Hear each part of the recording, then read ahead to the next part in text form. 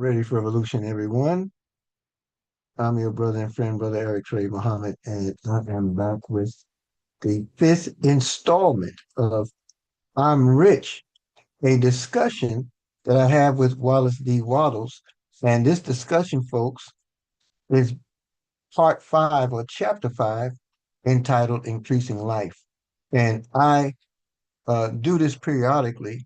Here's the book from the trilogy, The Science of Success. And I provide readings from the first book, Science of Getting Rich, Wallace D. Wattles. And I do this as a daily, not a daily, but I do it chapter by chapter.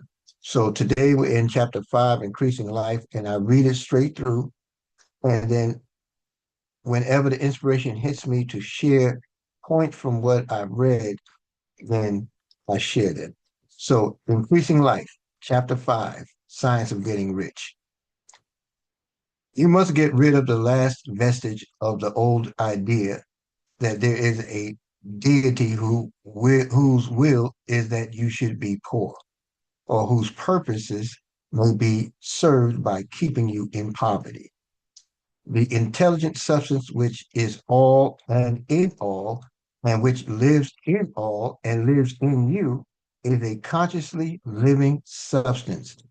Being a being a consciously living substance, it must have the nature and inherent desire of every living intelligence for increase of life.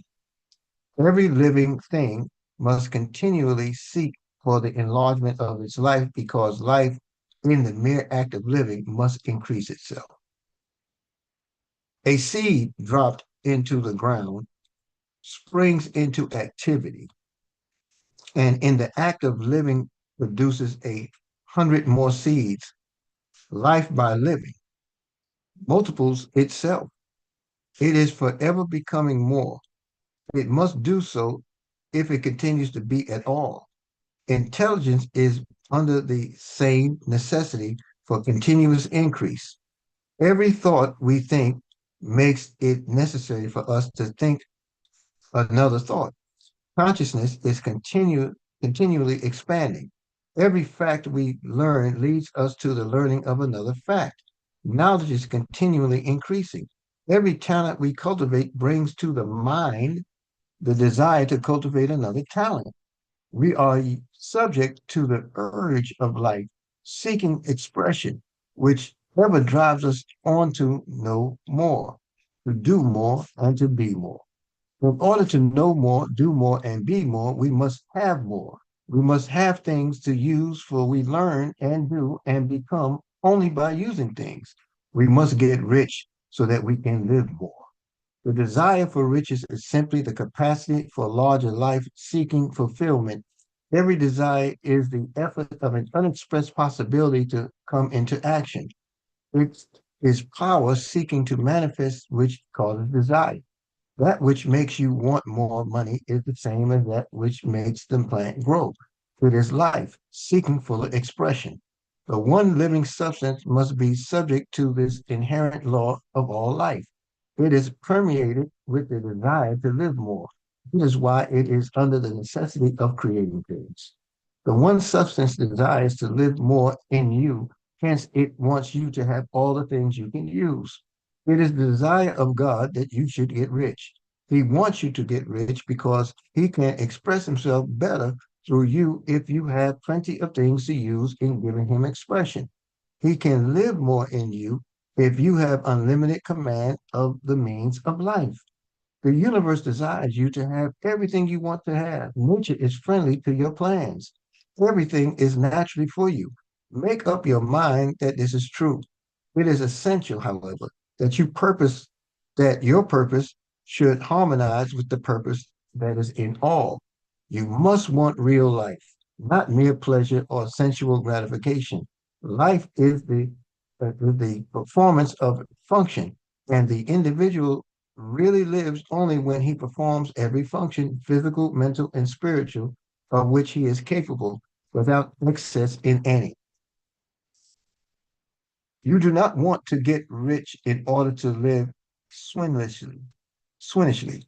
for the gratification of animal desires. That is not life. Swinishly, that's the word.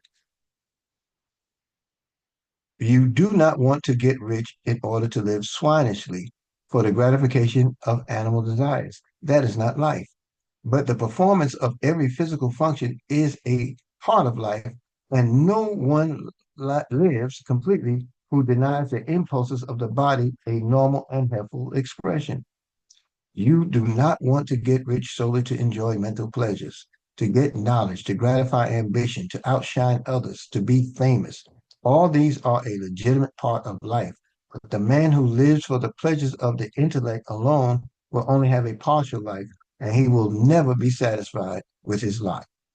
You do not want to get rich solely for the good of others, to lose yourself for the salvation of mankind, to experience the joys of philanthropy and sacrifice. The joys of the soul are only a part of life, and there are no better or nobler than any other part.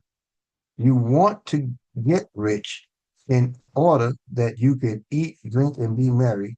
And it is time to do these things in order that you may surround yourself with beautiful things, see distant lands, feed your mind, and develop your intellect, in order that you may love men and do kind things and be able to play a good part in helping the world to find truth. But remember, that extreme altruism is no better and no nobler than extreme selfishness. Both are mistakes. Get rid of the idea that God wants you to sacrifice yourself for others and that you can secure his favor by doing so. God requires nothing of the kind. What he wants is that you should make the most of yourself and for others, and you can help others more by making the most of yourself than in any other way. You can make the most of yourself only by getting rich. So it is right and praiseworthy that you should give yourself first and best thought of the work of acquiring wealth. Remember, however, that the desires of substance is for all, and its movements must be for more life to all. It cannot be made to work for less life if to any, because it is equally in all seeking riches and life. Intelligent substance will make things for you, but it will not take things away from someone else or give them to you. You must get rid of the thought of competition. You are to create, not to compete for what is already created. You do not have to take anything away from anyone. You do not have to drive sharp bargains. You do not have to cheat or to take advantage. You do not need to let any man work for you for less than he earns. You do not have to covet the property of others or to look at it with wishful eyes. No man has anything of which you cannot have the light, and that without taking what he has away from him. You are to become a creator, not a competitor.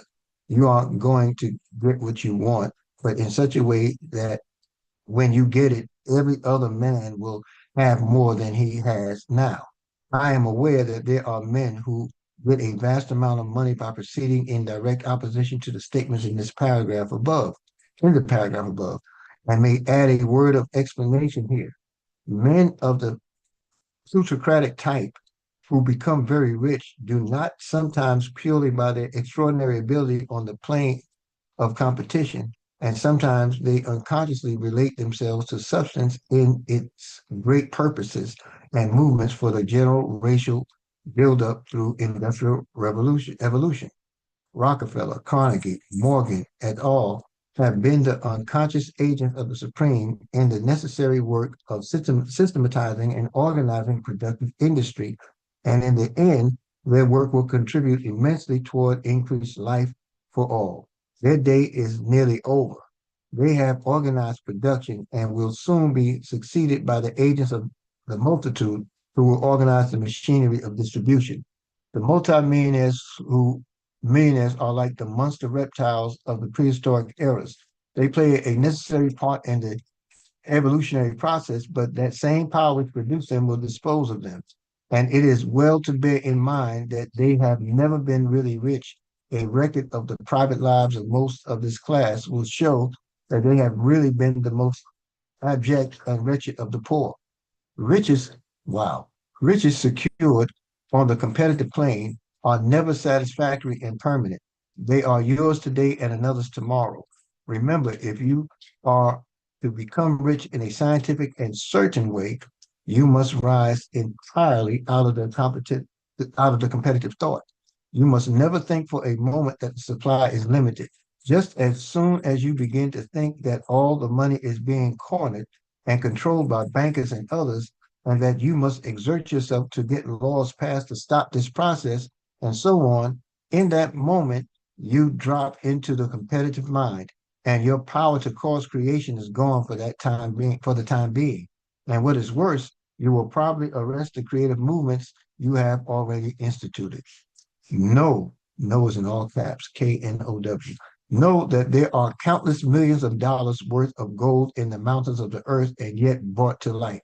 And know that there were not, if there were not, more would be created from thinking substance to supply your needs. Know that the money you need will come, even if it's necessary for 1,000 men to be led to the discovery of new gold mines tomorrow. Never look at the visible supply. Look always at the limitless riches in formless substance and know that they are coming to you as fast as you can receive and use them. Nobody, by cornering the visible supply, can prevent you from getting what is yours. So never allow yourself to think for an instant that all the best building spots will be taken before you get ready to build your house. Unless you hurry. Never worry about the trust and combines and get anxious for fear they will soon come to own the whole earth. Never get afraid that you will lose what you want because some other person beats you to it. That cannot possibly happen. You are not seeking anything that is possessed by anybody else. You are causing what you want to be created from formless substance, and the supply is without limits. Always remember the three fundamental propositions. There is thinking stuff from which all things are made, and which in its original state permeates, penetrates, and fills the interspaces of the universe. A thought in this substance produces the thing that is imagined by the thought. Man can form things in his thought, and by impressing his thought upon formless substance, can cause the thing he thinks about to be created.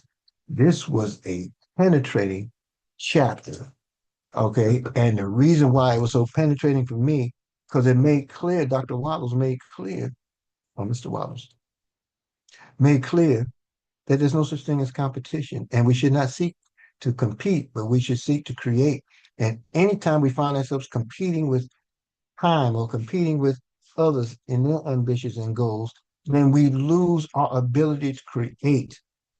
Be, do, and have is rooted in our willingness to create those things, allow the universe to draw them into existence by being creative.